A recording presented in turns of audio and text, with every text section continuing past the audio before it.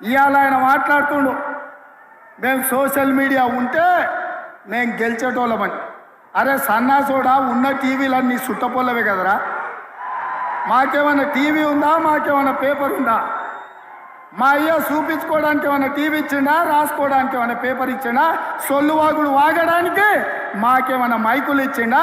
సాయంత్రం పూట సేద తీయడానికి జూబ్లీహిల్స్లో సినిమా వాళ్ళ గెస్ట్ హౌస్లు ఏమన్నా మాకు ఇచ్చిండా? ఏమిచ్చిండా?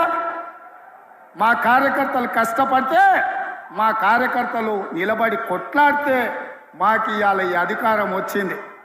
ఇవాళ నువ్వు చేసే తప్పుడు పనులు మా కార్యకర్తలు సోషల్ మీడియాలో పెట్టారు. మాకు ఆ ట్యూబ్ అక్కర్లేదు, ఈ ట్యూబ్ అక్కర్లేదు, ఏ ట్యూబ్ అక్కర్లేదు. బిడ్డ నీ ట్యూబ్ లైట్ వలగొట్టే బాధ్యత మాత్రం మేము తీసుకుంటాం.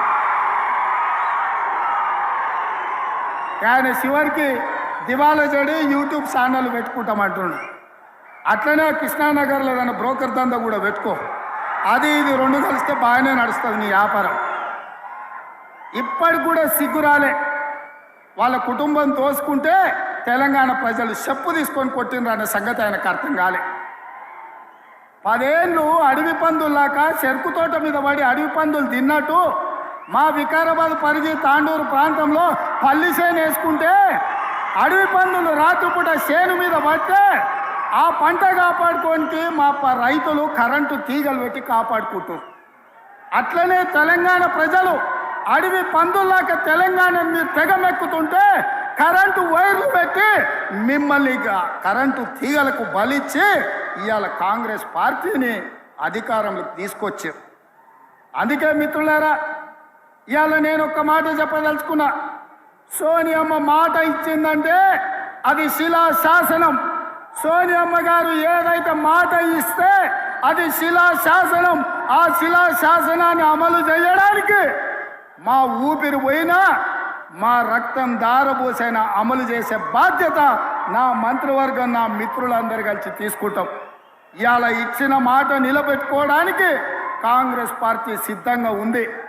అందుకే 6 గ్యారంటీలలో డిసెంబర్ 9 నాడు ఆర్టీసీ బస్సు, రాజీవ్ ఆరోగ్యశ్రీ అమలు చేస్తే ఇవాళ మా పేదలకు ఆనాడు కట్టెల పొయ్యితో కన్నీళ్లతో క్యాన్సర్ వచ్చి చచ్చిపోతున్న ఆడబిడ్డలకు ఆ ఎల్ల యూపీఏ ప్రభుత్వంలో సోనియమ్మ దీపం పథకం ద్వారా గ్యాస్ పొయ్యి సిలిండర్ ఇచ్చి 400కే ఆ ఎల్ల సిలిండర్ ఇచ్చింది. కానీ నరేంద్ర మోడీ అధికారంలోకి వచ్చి, కేసీఆర్ అధికారంలోకి వచ్చిన తర్వాత 400 రూపాయల సిలిండర్ 1200 రూపాయలు చేసి మా పేద ఆడబిడ్డలను దోసుకుంటుంటే సోనియమ్మ రంగారెడ్డి జిల్లాలో తుక్కుగూడలో మాట ఇచ్చింది. అధికారంలోకి వచ్చిన వెంబడే మా వాళ్ళకి ఆదేశాలు ఇస్తున్నా 500కే సిలిండర్ ఇస్తామని సోనియమ్మ మాట ఇచ్చింది. ఆ అమ్మ సోనియమ్మ ఇచ్చిన మాటను దృష్టిలో పెట్టుకొని ఇవాళ చేవెళ్లలో ఈ గొప్ప పథకాన్ని ఆమె బిడ్డ మన నాయకురాలు ప్రియాంక గాంధీ గారి చేత ప్రారంభించాలని ఈ ఏర్పాట్లు అన్నీ చేసుకున్నాం. మిమ్మల్ని అందరినీ ఆహ్వానించినాం. కానీ మహబూబ్ నగర్ జిల్లాలో శాసన మండలి ఎన్నికలు ఉండి ఎన్నికల కోడ్ వచ్చి ఆ కార్యక్రమాన్ని చేవెళ్ళ ఈ వేదిక మీద చేసుకోలేక సచివాలయంలోనే ఈరోజు 500 రూపాయలకు సిలిండర్ ఇచ్చే కార్యక్రమాన్ని ప్రారంభించి, అదేవిధంగా ప్రతి పేదవాడి ఇంట్లో వెలుగులు ఉండాలి, ఫ్యాన్ ఉండాలి, ఫ్రిడ్జ్ ఉండాలి, టీవీ ఉండాలి, ఆ టీవీలకు ఉచితంగా కరెంటు రావాలి అని ప్రతి పేదవాడికి 200 యూనిట్లు తెలంగాణ రాష్ట్రంలో ఉన్న ప్రతి కుటుంబానికి ఉచిత కరెంటు ఇవ్వాలి అని ఇవాళనే ప్రారంభించినాం. ఇవాళ మిత్రులారా, వివిధ నియోజకవర్గాల నుంచి మా ఆడబిడ్డలు వచ్చిండ్రు. ఇక్కడ ప్రభుత్వం ఏం చెప్పుద్దో మా అన్న రేవంత్ అన్న ఏం చెప్పదలుచుకున్నాడో ఇని గ్రామాలకు వెళ్ళి ఇంటింటికి పోయి ప్రతి ఆడబిడ్డకు చెప్పాలని వివిధ ప్రాంతాల నుంచి మా ఆడబిడ్డలు, మా చెల్లెళ్ళు, మా అక్కలు వచ్చారు. అక్క, మీరు ఒక్కటే మాట చెప్పండి, మీ సోదరుడిగా మీ కష్టాలు తీర్చే బాధ్యత నాది. మా లక్ష్మి గ్రూపులను బలోపేతం చేసి మీరు లక్షాధికారులు కాదు, మిమ్మల్ని కోటీశ్వరులను చేసే బాధ్యత ఇందిరమ్మ రాజ్యం తీసుకుంటుంది. కాంగ్రెస్ పార్టీ ఆ బాధ్యతను తీసుకుంటుందని నేను తెలియజేస్తున్నా. అందుకే ఇవాళ ప్రతి పేద కుటుంబానికి 500 రూపాయలకే సిలిండర్ ఇచ్చే గొప్ప కార్యక్రమాన్ని తీసుకున్నాం. ప్రతి ఆడబిడ్డకు కట్టెల పొయ్యి నుంచి విముక్తి కలిగిస్తాం. ఏ ఆడబిడ్డ కంట్లో కన్నీళ్లు రావద్దు. ఆ కుటుంబం సంతోషంతో పండుగ చేసుకోవాలి అంటే 500 రూపాయలకే సిలిండర్ ఇవ్వాలి అని మన ప్రభుత్వం ఇవాళటి నుంచే ప్రారంభించింది. ఇవాళ 40 లక్షల మంది అర్హులైనరు. ఇంకా ఎవరికైనా రాకపోతే ఎంఆర్ఓ దగ్గరకో ఎంపీడీఓ దగ్గరకో వెళ్ళి మీ గ్యాస్ కనెక్షన్, మీ రేషన్ కార్డు లేకపోతే మీ ఆధార్ కార్డు చూపించండి. మీకు అందరికి ఇచ్చే బాధ్యత ఈ ప్రభుత్వానిది, ఇందిరమ్మ ప్రభుత్వాన్ని నేను తెలియజేస్తున్నా. నేను అన్న ఇది పేదోళ్ళది కదా, జర లెక్కలు తక్కువ చేయ, పైసలు వంచవే అని అన్న కూడా అవును ఇది నిజమే, పేదోళ్ళకి ఇవ్వాల్సిందే, కొంచెం అక్కడిక్కడైతే ఏదన్నా చూద్దాం కానీ ముందైతే వీళ్ళకి ఇద్దామని ఇవాళ 200 యూనిట్లు ఉచిత విద్యుత్కు, అదేవిధంగా 500 రూపాయలకు సిలిండర్కు సంతకం పెట్టిండు. నగదు ఇవ్వడానికి ఒప్పుకున్నాడు. మరి మీరందరూ మా బట్టన్నకు ఉత్తమన పెద్ద ఎత్తున సపోర్ట్ కొట్టురు. మా ప్రెస్ వాళ్ళు కొడతలేరు, ఏమైనా సిలిండర్ వద్దా మీకు? మీ ఇంట్లో కరెంటు తీసుకోరా?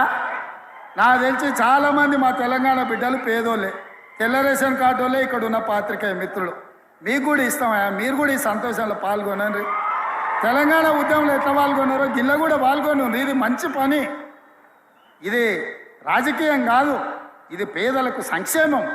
అందులో మీరు కూడా సహకరించాలి, మీరు కూడా అందులో భాగస్వాములే. కాబట్టి ప్రెస్ వాళ్ళ కోసం కూడా సార్ చప్పట్లు కొట్టురాయాలి, కొట్టలేరు.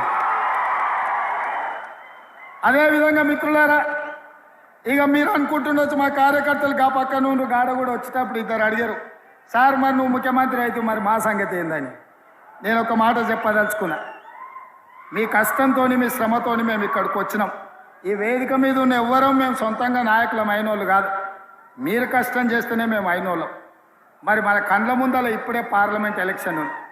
పార్లమెంట్ ఎన్నికల్లో మీరు కష్టపడితేనే ఢిల్లీకి 14 మందిని దోలుతాం మనం.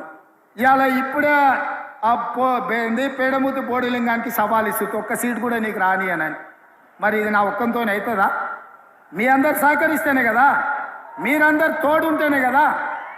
మరి మీరందరు కష్టపడితే, మీరందరూ తోడుంటే, రేపటి ఎన్నికల్లో మీరు కట్టబట్టుకొని తిరిగితే 14 ఎంపీలను గెలిపించే బాధ్యత సోనియమ్మకు మేము మాటిస్తాం. మనం అందరం కష్టపడదాం.